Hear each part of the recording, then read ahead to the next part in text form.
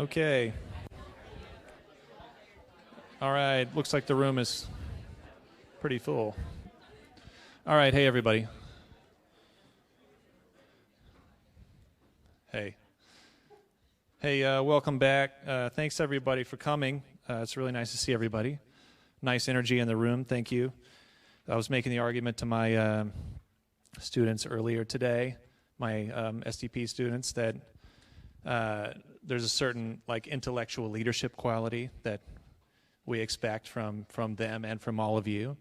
And I'm really happy to see you here because it's a meaningful culture moment for the school. And nice first one of the semester. Off to a good start. Thank you. Joining us tonight is Peter Goché. Peter Goché is an artist, an architect, and an educator. And he's the founder of an experimental gallery called Black Contemporary in Ames, just outside of Ames, Iowa, a rural field station dedicated to the study of experimental drawing and perception. Peter's a widely exhibited and recognized artist and architect. He staged exhibits all over the place. To name a few, the Kemper Museum of Contemporary Art, the Bemis Center of Contemporary Art, the Soap Factory, the Des Moines Art Center, and on and on. He's also co-led workshops at the Venice Biennale on 2 occasions. Peter's also an educator in the Department of Architecture at Iowa State University, and a really, really great one. Those are the kind of facts and figures, if you will, about Peter. But I'd like to say just a touch more, in that I find it easy to compare Peter's work to other artists who help us to see and understand our relationships to things like land and to materials and light and other phenomena. I think there's some easy comparisons. So we might think of Donald Judd, for instance, in his retreat far away to a rural place in order to work on the fundamental nature of things. We might think of Anne Hamilton in her intuitions about the exuberance of materials and their meanings and performances at times. We might think of Andy Goldsworthy in his ability to go into the landscape and see and refine and notice things that we never would. And they're all perhaps easy comparisons for me, but a thing that I quite love about Peter and his work is the sensitivity of it and the way that it helps us to find our way. I think it would be a mistake, though, for us to see Peter's work as purely or as quote-unquote only art. Just by the way, Peter's a licensed architect who conducts many built commissions and building renovations around Iowa and elsewhere. But it's his work at Black Contemporary, in my opinion, and his teaching in design studios at Iowa State, where I was lucky enough to go and to see student work of Peter's, which was astonishing. But I think it's there where Peter exercises his deep creative intellects. And it's in those places where he assumes nothing and he asks everything. And we have no better guest in that sense to lead us off for the spring semester. So please join me in welcoming Peter Goché.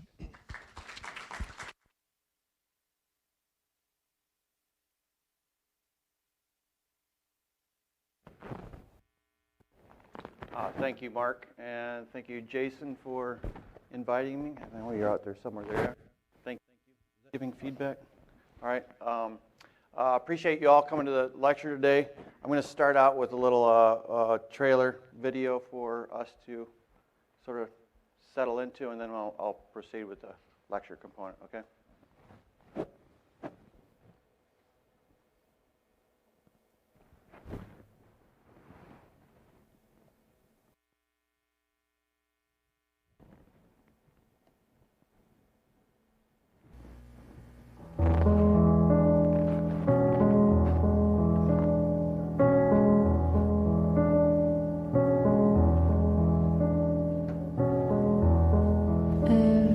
Everybody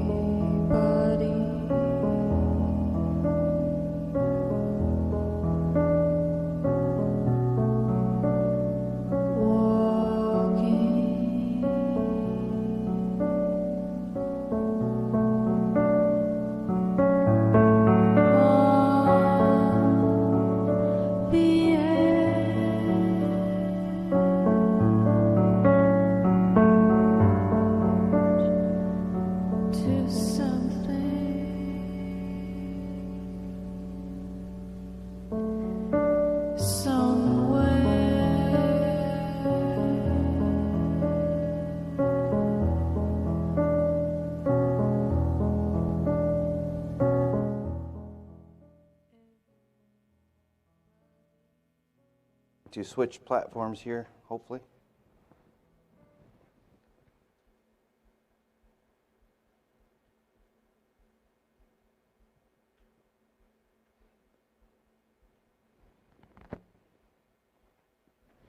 All right, so the title for this lecture, is that too loud now? I wanted it loud for the video. No? That's good, okay. All right, I wanted to do this with that little performance by my neighborhood family, friends, a piece that I will show you here briefly soon. But I wanted to talk a little bit about the lecture is titled Black Contemporary. I will talk mostly about Black Contemporary, all right? But I'm going to start out in my practice a bit, and then we're going to move to a little bit about 45 years ago. We're going to go back time, and I'm going to introduce you lyrically to who I am, or at least who I was, right, in my past. And then we'll segue back into Black Contemporary, right? So just to lay a land for those who want to know. So this is that piece. This is a body of work that I developed over a couple of years, and developed honestly in my garage at that time. The piece was eventually it was bought by a insurance company and installed on the 33rd floor of a large tower, which is very strange to me. But you know, at the time I had a certain amount of money invested in my inquiry, and need a little payback, so they wanted to give me some money, and I had something to give them. So, but this thing, this is actually the second iteration. They purchased the piece you just saw in the video, and then they commissioned a second piece here. So they purchased two pieces for their corporate headquarters. Prior to that was exhibited at Kemper Museum and down in Omaha and the Bemis. So it had a little bit of a life to it before that, but it was really essentially about constructing a line by which we might gather socially, all right? So it was a sort of social condenser of sorts for me, out of cedar timber. I can go into how it's made, but I think that's a different conversation. Again, I'm talking about my practice a little bit. I do some practice, largely historic restoration, but on occasion, I'm hired to do a new space for, in this case, Josh Garrett, and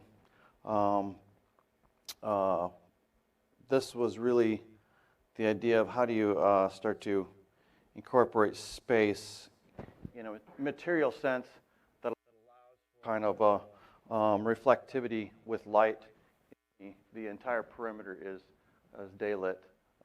Or a wall of windows, and I wanted to figure out how do you actually sort of modify the space with these new Italian cabinets, and I don't know exactly why we had to ship them in from Italy, but we did, and so it was about really coordinating that spatial enterprise with their way of living, which seems a little bit antiseptic, no? Yeah, but it is, and they have this little puppy dog. That was the main concern for them, so we took care of them.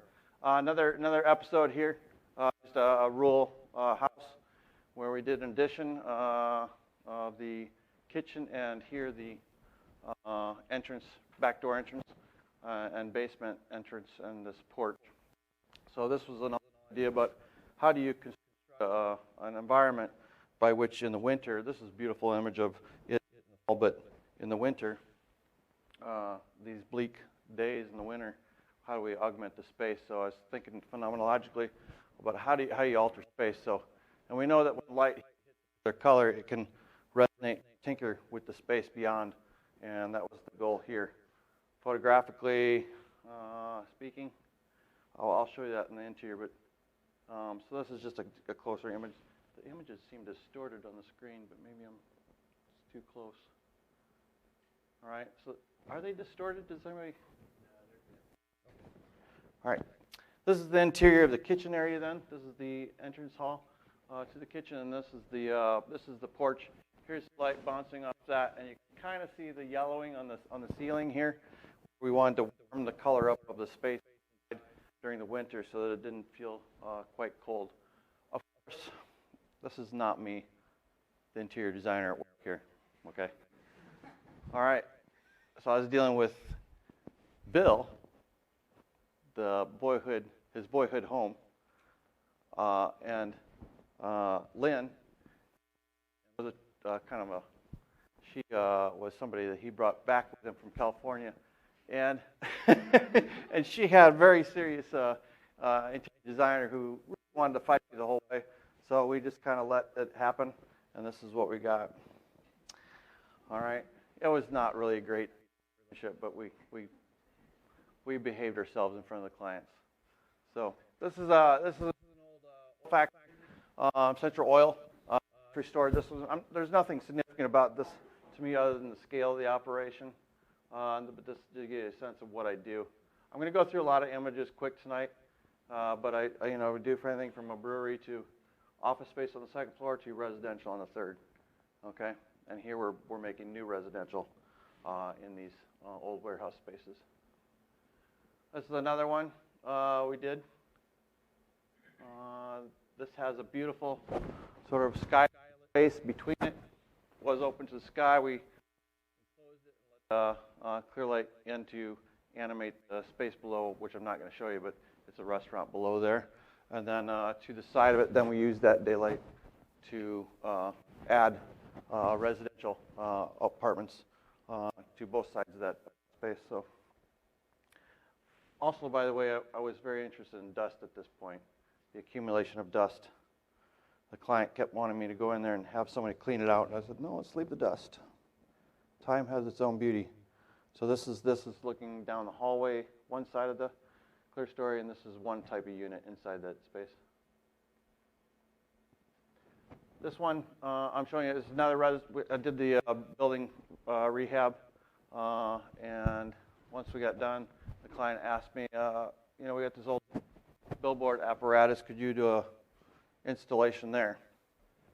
And it was a very happy moment for me because it's probably as a young boy who entered the practice of Des Moines, this is at the very end of the road as you come from the airport into the city, and you would see this thing, and I couldn't understand why nobody had ever done anything. And then suddenly somebody asked me to do something with it.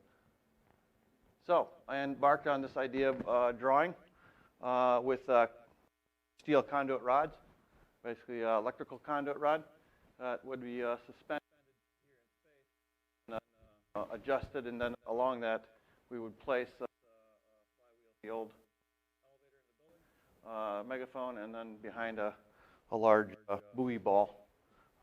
But anyway, in a way to animate this, it's amazing with the daylight and how the daylight operates. You can see here that system, and there's the buoy behind. The buoy sways with the wind and animates the thing behind. So it's a register in a sense of the sky color. Okay, so now we're going to jump ship because practice can quite honestly get boring, but it's it's an economic generator for enterprise that we call black contemporary. So I think for students, it's easy to think that faculty have access to everything. We don't. So my job at the university pays for my household income or requirements, as well as my wife's. And my practice pays for the research and development we do at Black Contemporary. So it's an economic model, how you make it work. I could go out and get grants, but I'm not a grant writer, or at least I'm nervous about that kind of stuff, so I just don't do it, right? So anyway, what I want to do is kind of go back in time here a little bit with a literary aspect, because I'm working on this sort of a book that I'm going to publish here this fall. And the work is something like this. And essentially what you're going to hear is a series of mental mutterings, all right, that I'm going to read. I feel like I'm getting feedback over here. But I'm going to start with the introduction. The pain of hunger and longing is distant. There is a heaviness to these sensations that drowns the flesh and bone in the physicality of its surround. With prolonged periods of such ordinary madness, the consciousness drifts. Imagination and self-esteem give way and tumble to the earth's surface.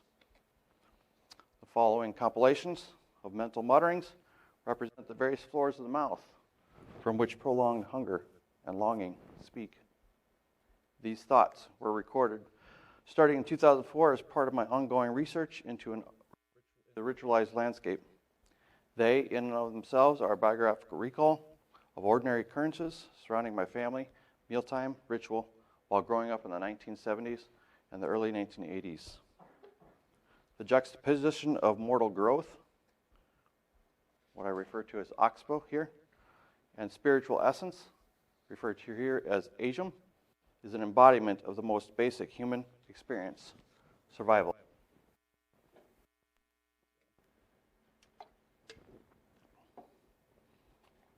Beyond the prayer, Oxbow scrapes his plate incessantly while distant eyes blather. By butter and salt, they'd caress their bellies as the figurehead fell from grace, consumed by tension and ultimately grief.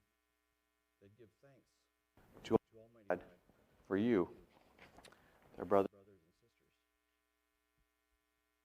sisters. Sistered brood, he'd move out with the sun out onto the countryside and scorn the earth's volunteer growth, an incessant tending to 1/2 acre potatoes and 1/4 acre of supplemental vegetables and fruits. By his mother's administration, by his brother's administration, the subject, genuflex, in a single shot, rings out beneath autumn's bleakness. With lacerated throat, the carcass is suspended as blood pools below. Oxbow crouches near the trash burner and mars the earth. An archaeological search ensues, his mind soothed by the wind and dirt. Just beneath fertile plain lies a Zelkel 18-8 spoon. With tenderness, the young boy unearths the metal conveying instrument, rubs it thoroughly with ash, and binds it in burlap, shreds. At sunset, he reappears and replaces the artifact and its dressing beneath grade, with the head of the spoon pointed east. In the distance, his mother calls out. Looking at his father sideways, Oxbow lowers his chin and requests another piece of bread. Off at the other corner of the table, his brothers nag at his sister's eating like a bird. He doesn't acknowledge his mother's note that it is about to rain. Just inside the porch, Oxbow pauses to study the .22 Remington rifle, standing in the corner. He ascends the stairs into the kitchen. The sweet smell of onions and boiled potatoes frying in the butter thickens the air. A pot of homemade pudding sets on the back of the stove. Standing over is Oxbow's mother, acknowledging his return with a smile. With a reciprocal smile, Oxbow proceeds to wash his hands and face in the adjacent toilet. This room, a half bath by today's standards, was the only private chamber in the house. He pondered the reflection of himself in the mirror briefly before drifting off into the imaginary world as presented by National Geographic magazine and the Encyclopedia Britannica. Present at the table was his father, 4 sisters, and a couple brothers. Oxbow placed himself at the table as his mother poured him a glass of water. Blessings, prescribed by his fathers, notice to pray, were to be requested by all. These petitions were carried out by his father's extreme reverence and his mother's gentle grace.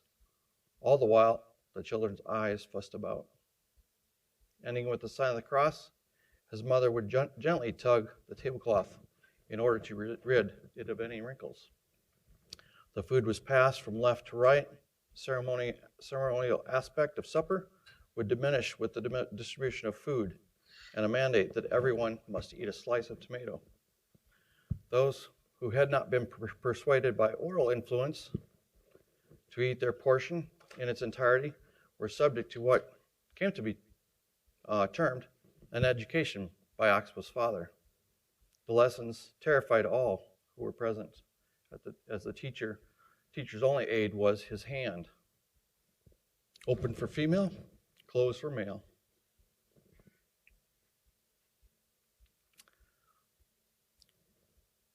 Begging, all too yet at peace, Oxbow's mother resumes her effort to strengthen the table linen. Oxbow trembles beneath her cloth. The sun pauses on the horizon, as if having noticed the darkness that had already crept into the house. In September, the harvest was unearthed. Typically, each plant would yield anywhere from 4 to 7 regular-sized potatoes and a handful of midgets. Holding the plant by its above-grade growth, Oxbow would shake the dirt clods from between. The fruit would then be separated from the host vine and thrown in a bushel basket. Once filled, the basket would be emptied into the truck bed and filled again. He didn't count the number of bushels. We knew we need to approximately a full bed to sustain us through the winter. Precipitated by the forward lurch, Oxbow swings his legs over the tailgate of the 3/4-ton pickup box filled with potatoes and drops to the ground. Oxbow skips along as the truck is positioned near the old coal chute of the house. Several sets of hands and feet worked to unload the potatoes. Conveyed by gravity, the harvest would tumble into the basement cellar. Contained by a large wooden bin, their provisions would be stored and consumed through the winter months. Somewhere near the end of mortal growth, Oxbow and his sisters are ordered to rob the stalks of corn and vines of bean. The beans beneath the stand of autumn's canopy that labor in attendance of their mother's 8-quart pressure cooker. The repetitious acts of cutting, stemming, husking ensued as the cicadas accompanied with their day-long preparatory songs.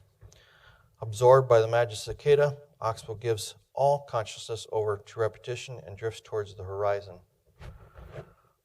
Accepting the invitation of the late afternoon creep, he pulls the blanket of humidity over his head and closes his eyes as Asia bears herself beneath him. Arraigned by evening's whispering falls, he wanders off beyond the machine shed and inhales the remnant drag of his father's cigarette. The exhaust intoxicates as the sun crosses the plane of the Earth's equator.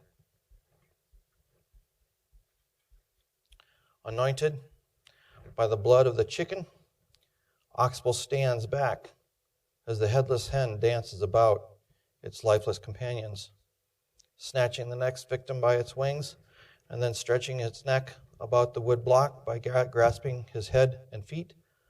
He rears his head back as his brother drops the machete. The blade of autumn's table is set. The warmth of silence reigns over. So those are a couple of excerpts from my childhood.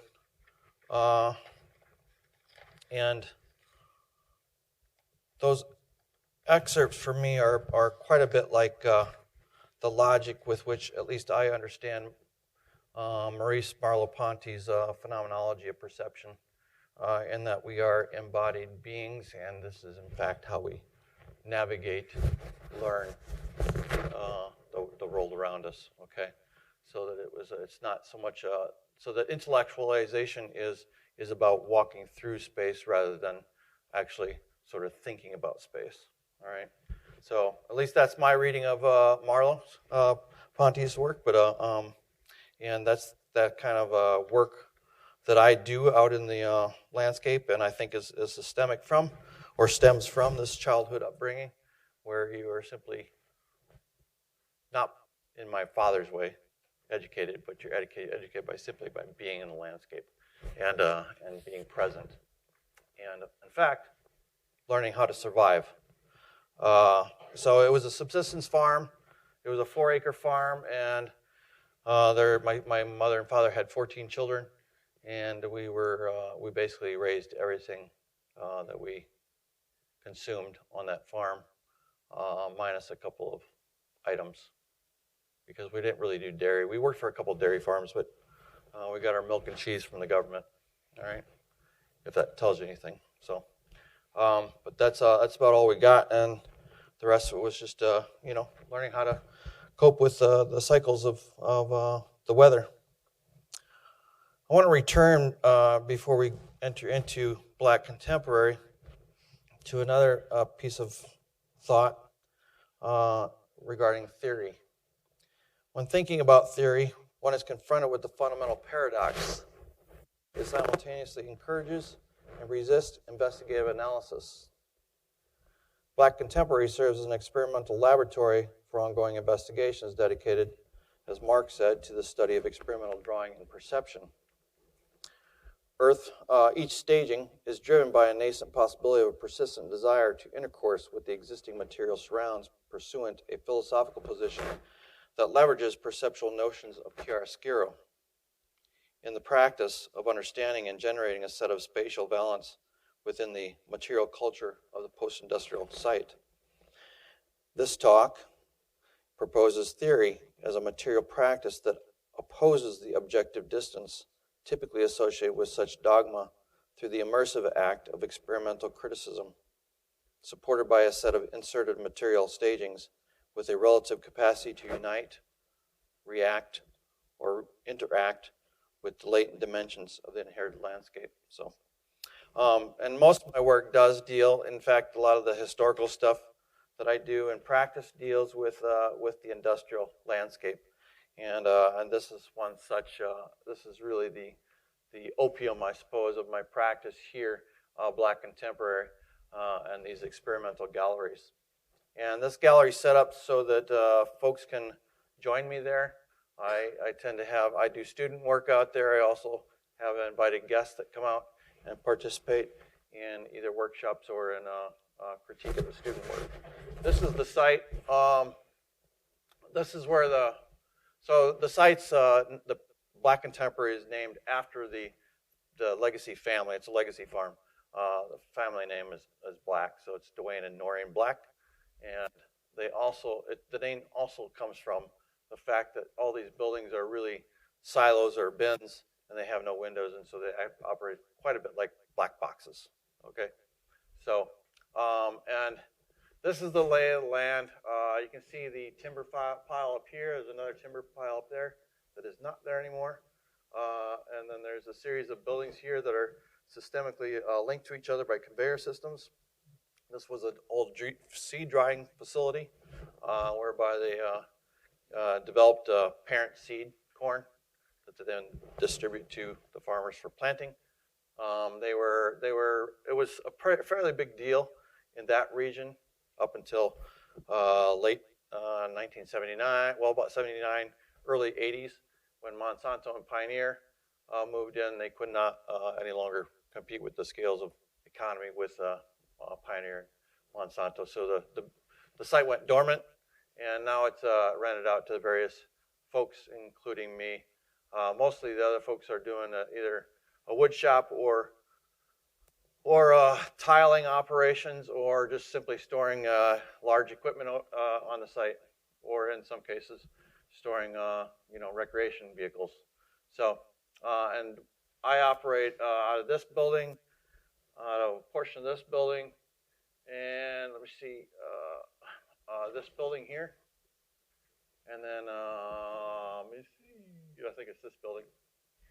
This is more of a storage round bin, and then this is an operational site of installation work, and this building over here, this one operates as the what I call the educational block. It's a concrete block building, and then this is the shop and discursive space here. So this is that educational block, and over here you can see, I think Mitchell Squire talked here a couple years ago, and this machine over here is a space he rents, which he refers to as a Black Chapel. All right, so but this is the sort of context we're dealing with. I'm going to try to move faster because I want to make sure we get through all these slides, but this is the long building out towards the road that I referred to, and then this is looking back to the site. And then there's this project, Parker. This is part of a Surface Works project, so when I'm doing my practice, I tend to work on these old buildings, and I can inherit sometimes the material from those old buildings that isn't going to be reused. In this case, these are the liners, shower liners, for an old printing factory in Des Moines. And of course, this is the space of one of the spaces of Black Contemporary. And this is part of a project that I tend to think about in terms of conflated territories.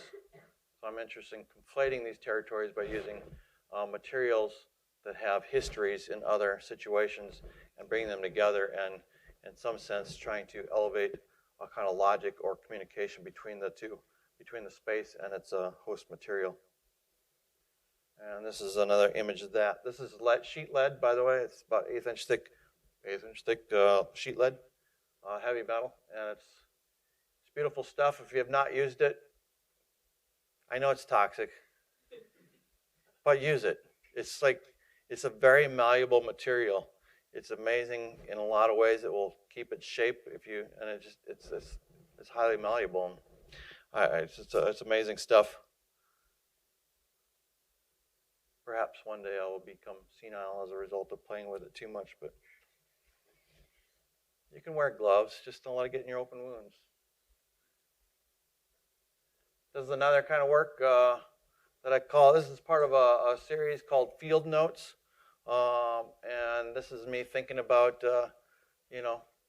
anthropology or ethnographic writing, but thinking about the jottings that take place out in the field. And for me, this is a way of dealing with the terrain. So these are, once I got Black Contemporary, this work started to take place mostly because I was tired of being an architect, doing those excruciating little eighth-inch scale drawings, and wanted to do something that was just bigger than me. So I got 4 foot by 8 foot sheets of plywood and started drawing on them. So I tend to wonder about drawing. If you wonder how does a drawing, we can talk about that later, but I tend to think about drawing as a means of knowing or coming to know, rather than a documentation means, and thereby I'm allowed myself to draw in the third dimension, right? So it's not just a two-dimensional activity. However, the work ensued here, the labor of making the drawing this is lithographic ink, which is really, for me, just a sort of refined petroleum oil product, all right? But it's interesting to think about that and the way that we till the earth out in the landscape, and we spend petroleum oil to do this, right, as an industry. But also then I'm here laying it on. I usually put about a pound of ink on each of these boards. It's not used the way that people who tend to work with like lithography ink tend to use it, because they tend to use it sparingly because they want it to dry fast, right, on the paper. I don't worry. These take about 9 to 12 months to dry or cure, right? And even at that, it's just the surface is dry. I've got one out in Arizona that's still, it's really thick, and it's still pretty soft underneath. So, and then onto these drawings, I add these artifacts or debris from the site. Okay, again, a kind of juxtaposition of materialities. Here's another one where you see what I am most enamored by is this bluing. And that bluing is really a result of the reflection. So you can see I can achieve it here and not here. That's because this is maple plywood. This first coat soaks in, all the oil soaks in. Once I have that down, it acts like a primer base, and it allows the oil in the second coat to be basically suspended, and thereby I can have this effect. All right, so that for me is really powerful because I'm always looking in drawing for the phenomenological effect of something. And then here's another one with a spent tire and a piece of horse tack, Esquacien tack on it, and again, the lithography ink. All right. Here's a project that I refer to as Sheen. This is a spent Sorry, I did that. That's just me emulating this movement. It's an old carcass from a trailer carcass from a refrigerator truck. They used to sit out in the field where I said that one pile of timber was, and is no longer. A fire broke out and burnt that whole field down. It was a 5-day fire, and as part of that, some of these truck trailers got consumed by fire, and in order to make sure the fire was actually put out, they had to bust the containers down. So this is them using their excavator, one of the renters, basically clawing this thing down and squashing it. It became really beautiful remnants for me, in which I could then start to think about the ritual of mealtime again. These are kind of going on in COVID, when we all returned to eating with our families. You remember that? All right, and now we don't anymore again. But I was thinking about the mealtime ritual and the brokenness of our culture. But all that with this, and then there's spatial quality behind it. I'm not going to show you that today because it's a different project that's going on right now. Meaning I'm developing this project for an exhibition this August. So there's a detail of that. Oh. All right. This is another drawing exercise whereby I accumulated or received 750 pounds of paper from a place in Sioux City, Iowa, which is about 3 hours north of me. These are old 1970s patterns, the original patterns of Wrangler, Levi, and Gap jeans. And this factory up in Sioux City was basically a farmed out factory to construct those for these brands, okay? And they constructed both the prototypes as well as the final product. Now all the final product is farmed out to even places that are outside of the United States, but the material patterns were still there. So I found them in an old building in Sioux City. I won't really go into the story. I've told a few people that, but a nice story. But anyway, I was able to get these materials from them, and then they also gave me the 1980s pattern. So that little haul home was great because I had about 1,000 pounds of material to bring home. I put this in motion. You can see it's suspended here. I don't have a video for you right now, but if I put it in motion, it's quite powerful. These things are, for some of the trousers are unbelievable because the parts are this big, I'm thinking, well, what kind of folks were wearing parts, that tall? But that's the way they are, and I believe them. And they're water damaged, and the syntax on them is incredibly beautiful. But they're an amazing body of materiality and history, right? And then there's the wood pile. All right, so thinking about this wood pile, this is the thing. Where's Julie? Is she back there somewhere? Oh, sorry, this is the thing I want to scan, and she just taught me today if I bought a new iPhone, I could probably just do that myself. Who knew? But I want to scan this thing, the wood pile, not this thing because it doesn't exist anymore. This is the thing I built. There's a wood pile adjacent to it, and it has a volumetric quality, so I'm really into these sort of staged materials because they have kind of leftover spatial voids that are extremely compelling to me. And I wanted to add to the set of voids by building a set of a spatial sort of a line next to it. And this is one such room inside that room that is part of this hand drawing. Okay, so this is the drawing of the plan of the replication of the pile. And these are the voids in that pile. And then into it, I wanted to construct this single, well, it's really like this, right, line.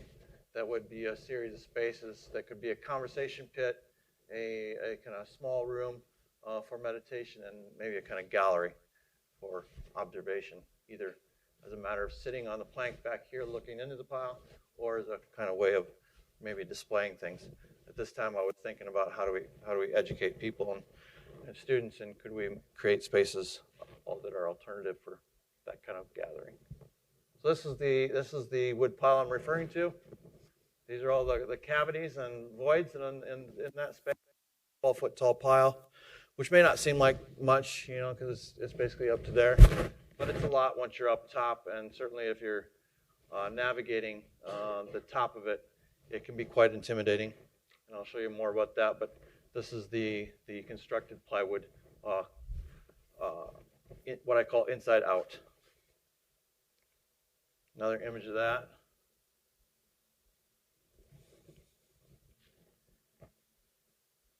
This is the conversation pit. Oh, it was a fun project in the sense that I really toiled on this one. Initially, I thought this will be pretty easy, and you can't, because I only had to like remove 4 inches of earth. Well, I didn't realize there used to be an old lane that ran through there, meaning there was gravel beneath about 2 inches. I was like, oh. So anyway, you know, you can imagine it took a lot of work to get through that gravel. So anyway, we got down to that, and this is the kind of system from above.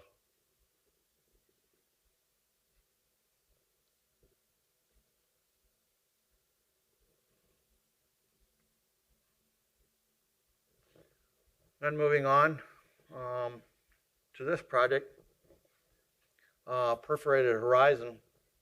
This is another, so if you're starting to figure this out, I'm really into silos and bins, right? And this is one 4 miles down the road from the other site, Black Contemporary, and this is a building that I bought from the farmer, and it's a strange purchase agreement. I could purchase it for the price of $1 a day until I took it away. All right? So they want it removed ultimately, but I can squat there as long as I want, as long as I pay $1 a day. So I'm squatting. All right? This is a really amazing building. So all the other buildings you're looking at, built in the 70s, 80s, passive and active drying. This one's totally passive. And this was built at the time, remember, in the 30s when family farm was about 80 acres, right? That would survive a family. All right, and so that would be what would fit in here. We know for sure that with the yield these days, 80 acres would no longer fit in this building, right? So, but fascinating building, totally passive. This is a perforated skin. Inside is a series of perforated stacks, and on top are these sort of Mohawk ventilators, and they travel with the wind. They're not in this picture, but they do move with the wind, and the wind then accelerates as a matter of going through a small hole on the one side and a large hole, and that creates a draw and pulls the air through the building and reduces the possibility of basically the biological material of the corn spoiling. Okay, so but on the inside of this thing is a hell of a performer. This is inside. This is looking up at the roof. And something else I put up there is a tabernacle. But look at this thing. I'll show you from the other end here soon, but the sun comes in, and it comes through these penetrations, and there must be 1,000 suns in here. The reason I say 1,000 suns is because this is a pinhole camera with many, many apertures, okay? And given the distance of us from the sun, you actually see an image of the sun there times that many apertures. The apertures are actually just, horseshoe tabs or crescent-shaped moon shapes, because you can see it here. It's just a corrugated metal, and it's got a tab that's pushed in for ventilation only, right? That's why it was done that way, but ostensibly it becomes a pinhole camera. Into that, I added an ascent or a stair, and the idea there was, and the idea behind Perforated Horizon, as the title, was to allow you to ascend the stair in such a way that at some point you, based on your height, would achieve a point in that elevation by which you could actually see the horizon beyond through this perforation. Okay? It's really hard to prove until you get there. Even the camera doesn't like to do it. I can trick the camera into seeing it, but then it goes back to what it really wants to focus on, is the closest surface, which is the skin. And at the top is this monitor by which you could look through this single hole monitor at the moon on a particular day when the moon's coming through, right? So I was interested in this kind of celestial observation at that time. Now I'm currently working on projection project within this space, typically about twilight, once the sun sets, and looking at the space from the inside again by looking at projection. This is a test projection in the space, and this is an animated projection. Again, a little bit about the conflated territories, where this is a oscillated space from the other farm projected in here. So this would be animated, meaning there's a kind of rotation about the light, but that's what we're working on now. And then this is another angle of that projection. But you can see now these perforated stacks to which I was referring to. They're mangled, right? Because when the corn's dropped in, the lateral loads distort them. And then here's another one where I'm projecting into the space the Mediterranean Sea. Okay, so again, trying to conflate territories, and I started to get really enamored with this thing, the Mediterranean Sea horizon could be the same horizon as Iowa's, right?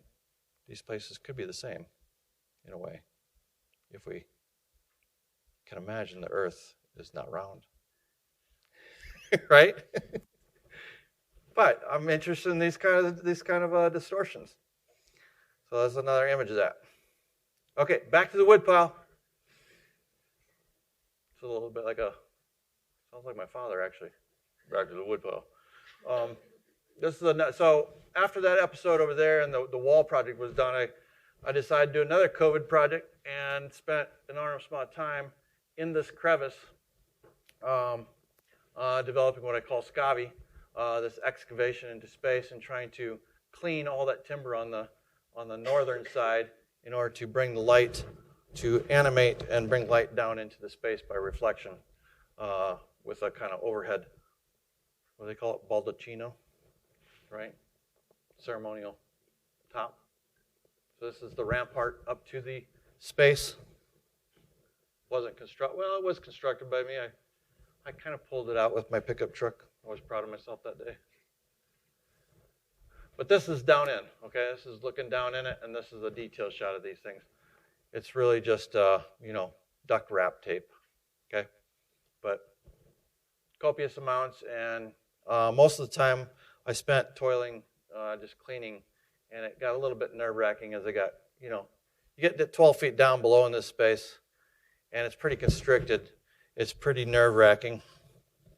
You screw up a leg down there, who's going to get you? You drop your phone down there, probably just buy a new phone, right? So, but imagine the first responders coming out trying to find me and you'd have to tear the pile apart. So anyway, this is what again, you can see this was during the time I was playing with the billboard project in Des Moines. You can see the conduit here as a way of thinking about the drawing in 3 dimensions.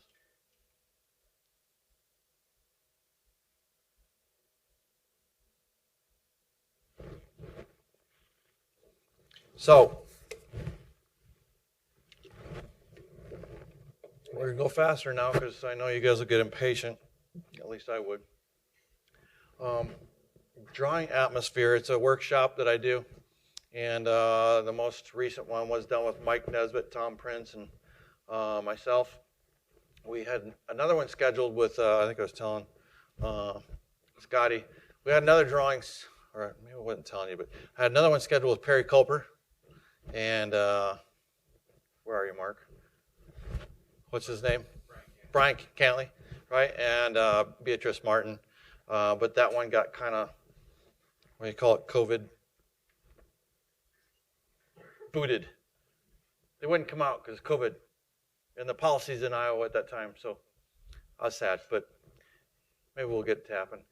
This is a drawing. So this is Mike Nesbitt's work, and this is one of the drawings that he brought out There was 4 of them, and these things are 12 foot by 12 foot, and they're, well, probably, I guess, 4 or 5 inches thick of concrete, and he uses a cobalt mix and some sort of white mix in order to make these tablets. And it's an amazing thing when you have one of your artists show up with their work, 4 drawings on a semi-trailer. How the hell do you get those off, right? Thankfully, my friend on site has an excavator to lift them up and put them in place for us, okay? We had that all figured out, but it's so beautiful to think about, right? Incredibly beautiful work. And then this is Tom Prince's work. He's a print photographer or print artist. I know it sounds a little, Prince is a print artist, but he also does painting. And in his youth, he tore all his paintings up because they weren't selling. Nobody really appreciated them.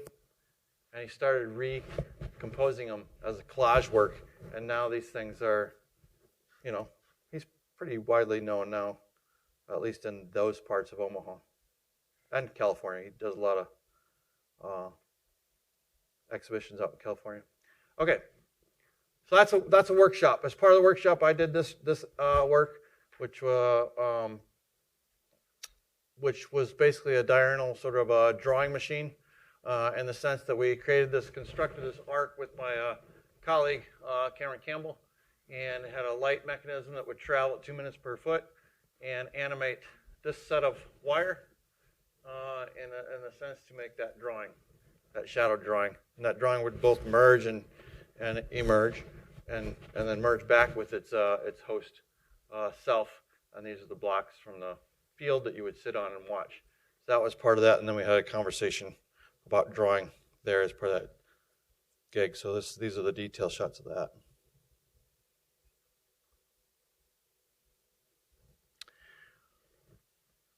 Back to the metal, passive metal granary. I had another artist join me from LA, Daniel Gator Lomack, and he's a performance artist. And he was staged a quarter mile down the road. And once we got this thing started, he came up the road dragging this what do you call ladder? It's not really a ladder. It's part of a formwork. But he brought it up and brought his flag that he had built from. He builds everything from found materials on site, and went on and him and I did this performance. All the while I'm locked in the bin, ringing a cowbell, and my guests are sitting outside drinking Japanese whiskey. We're getting them prepared for this guy who arrives, and he's a monster, beautiful monster. And he ascends, and he makes noise, and he grinds the space and the materials together to make audible his presence, and in a sense, to summon the celestial scene above, ultimately. All right, enough of that. Humanity Strip. This is a piece I did with Mitchell Squire, who you kind of know, or some of you know. And this is in the other building, and this is an image of that building, which is incredibly beautiful. It's another dryer with smaller bins and raked floor, and we did this installation down the middle called Humanity's Drip in the Absence of a Barn Swallow. And in this installation, I don't have video right now, but I would lay on that end on the glass, and he would be at this end, and the conveyor would be on, and he would be straddling the conveyor and dropping heirloom jewelry from my family and his family onto the conveyor, and it would slide beneath the installation and underneath my body and back out to the other end of the machine room. So that was the work there. Here's the setting. You can see some of the heirloom jewelry. That was a burnt timber from the fire. Okay, last aspects. Imaginary. This is the work that my students do, and we're going to go through these fast, but this is some of the stuff that Jason got to see, I don't know, 4 weeks ago? 2 months ago, maybe. I don't know what it was. You didn't get to see this one, but this one was awesome. I guarantee you it's probably my favorite. This is my students here, Sabrina, Kendra, and Heidi. We build installations in these bins, and they get the whole bin for their entire study for that semester. And I think it's really important the students have a sustained area of study, not just a pin-up wall. But anyway, with that, these students embarked on constructing what they call resident landscapes, in the sense that they strung the entire space here on a grid, a 2 foot by 2 foot grid of harp string. And they tuned it. And I don't think I show you, but there's tuning blocks below here, wood tuning blocks. And so it's all tunable, and you could walk through and strum the space. Incredibly beautiful project. You know, again, it's about performance in a latent sense. Here's another project called Vigil. You can see the left name over there. It's my son, Aaron and Gabby and Griffin.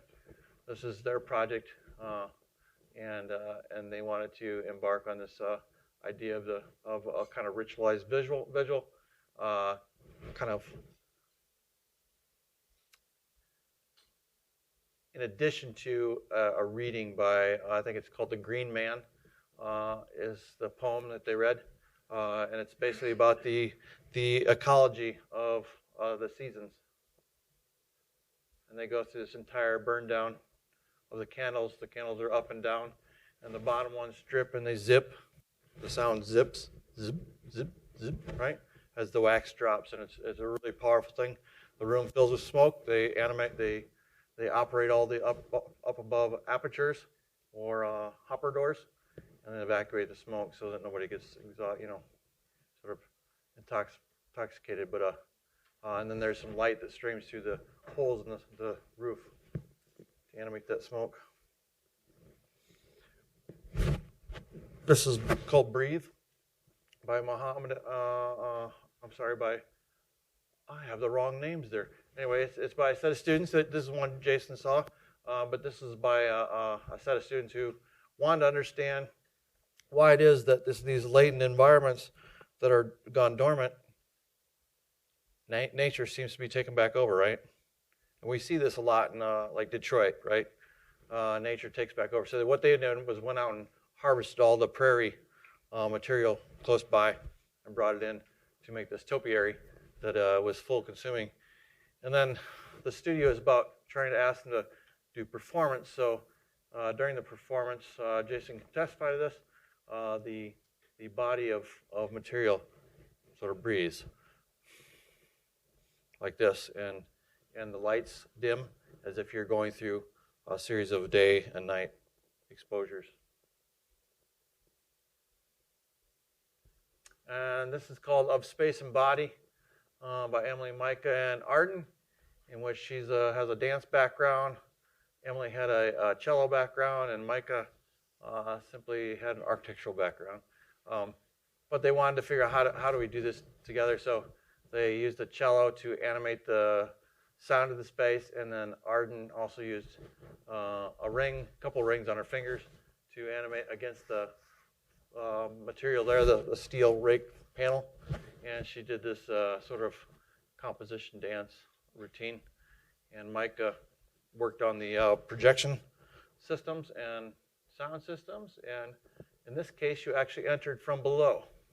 I don't think you saw this one, Jason.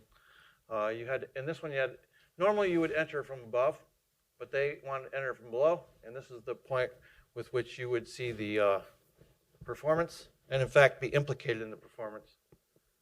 Because this is what you would see if you're sitting there, right? This is the shadow of Arden in her still position, and then she starts to move. When she starts to move, she makes her shadow correspond with you, in fact, consuming you with her shadow. Incredibly intense experience as a professor and as an audience member. That's looking at it from below, looking up at her, and this is the sort of cinematographic layout of the various moves. If I put it in motion for you, you could understand how she's moving through space. All right, so I believe that's it. And you're probably exhausted, so thank you.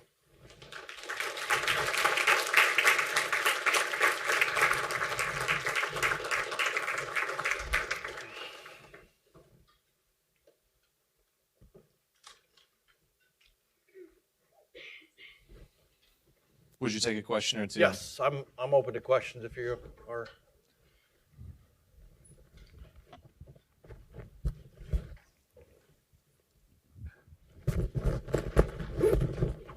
Or comments up here.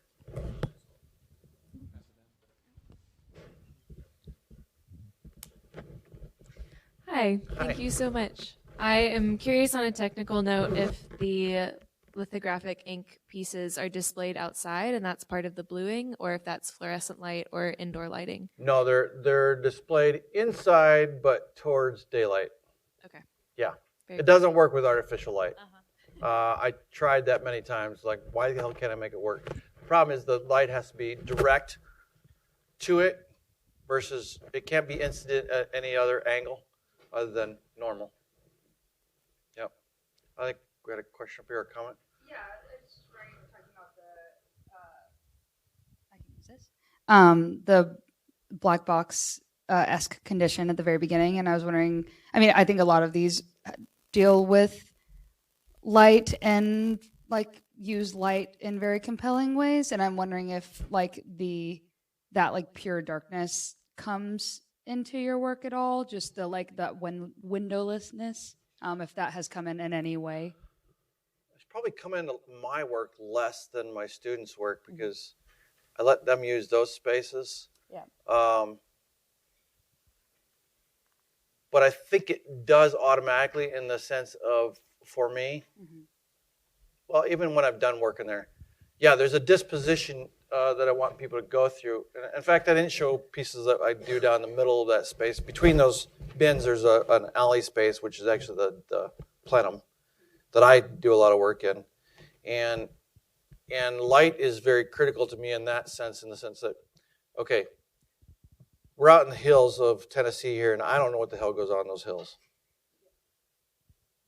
And I'm just driving through. It's all great. Beautiful, right? Well, it's the same thing in Iowa. People drive through and, oh, you know, this farm says it's beautiful. They don't know anything about what goes on a farm, right? And I don't blame them. But the reality is, and it would be the truth here too for me, which I'd like to join you sometime, up in the hills or down in the valleys, whatever your deal is.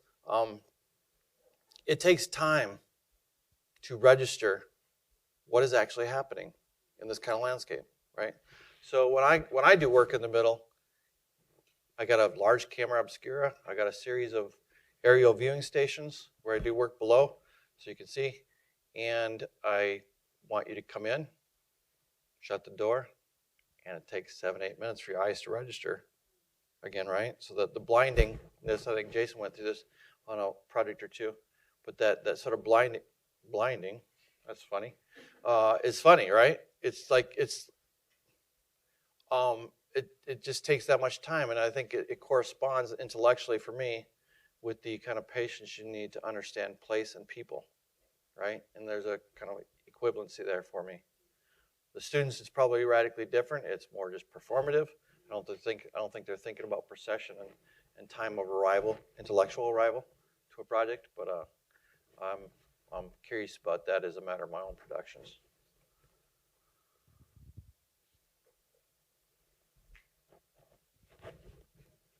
What the heck?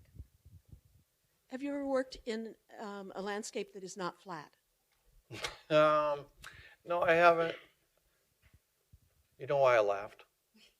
Yes, I do. I'm from Why? a flat place. Why did I laugh? Because It's not flat. exactly. It's all relative, right? Yes. Okay. A long time ago, I did a project on the space of Iowa in general, and we perceive it flat, Right. reasonably so, by intellect, right? There's a grid, it must be flat. It's the most extensive grid in the nation. Jeffersonian grid, right? It makes us believe the place is flat. It is not. There's ecologies that flow beneath that were there a while ago, and then there's train tracks also that make you believe it's a flat place. It's not. But I haven't worked anything extreme yet, like this place you're in. Yeah. And I do wonder how I'd behave and whether I could do anything at all. But I think it would start with who the people are and what they do out there, learning from them. So, in the anthropological sense. Well, that was fun. Thank you. Which part? It was just reaction to flat. Was it our reaction was fun? Our discussion or the? Oh, okay. Because I was having fun with the conversation. Okay. You hit Yeah. something that I really appreciated because flat is a relative thing. Yeah, yeah. And I'm from southeast Michigan, Okay. which actually drains very slowly towards Yeah. the Great Lakes. Yep. And so that land was marsh, Mm-hmm. and it has a kind of gradient to it. These are beautiful things to think about, I think. Landscape morphologies. In fact, ours is mostly constructed by wind. I mean, first the glacier smooths everything out, and then the wind over time makes these very subtle changes, right? Yeah. Yes. I probably don't need this. If Not, you would, not for me. I'll do it Maybe in case this is being maybe for the recorded. recording, yeah. If you were to give that series of slides backwards, it might surprise somebody at the end that you're a registered architect. And as I'm sitting here, it helped me realize that someday I want people to be surprised that I'm a registered architect, if that makes sense. Yeah, I so get that it. was really helpful Yeah. to clarify the second half of my life, maybe. But so much about what you showed is kind of heartbreaking in that same thought, in the sense that you said something about time to arrival, but the fact that it took a lifetime of existing and surviving to come to the project. Yeah. And I'm somebody that's moved around every 3 or 4 years for most of my life. Have you ever questioned that or thought about that commitment, or maybe that in and of itself was a necessity of survival, of just like meditating on this place and landscape for so long? Yeah, I drove down here. Oh. People wonder why would you drive that far? Because I do a lot of meditation while I'm driving, or thinking anyway, and we'll call it thinking to be safe, right? Works for me. But I've reflected a lot on it. It's a profound experience I went through. To me, it was so profound, I can't believe it happened. Getting emotional about it already. So it's something we're all grateful for, me and my sisters and brothers. But it didn't really dawn on me till preparing this lecture that was the connection between Black contemporary and my past, and that those things, there's you go through periods in your life and they fold. Your life starts to fold one on another, kind of conflated territories, right? And you start to wonder, is there a connection here, or that I could draw from? But certainly back to the idea of measuring the world by body, right? The bodily registration of place, history, and time. It makes total sense to me. But I hadn't put the two and two together till about a month ago, when I got the invitation. And on the side, it was just a little bit of Taylor Swift involved. There was an NPR interview and discussion about her and the phenomenon, and she was talking about these folded, occurrences in her life. And I was like, oh, that makes some sense, right? That the things we go through in the various episodes of our life could actually ultimately be part of the sort of inquiry by which we could become maybe more plugged in. So are you a registered architect? Almost. Almost. Thanks. I'm on the other end of it. I'm almost done with it.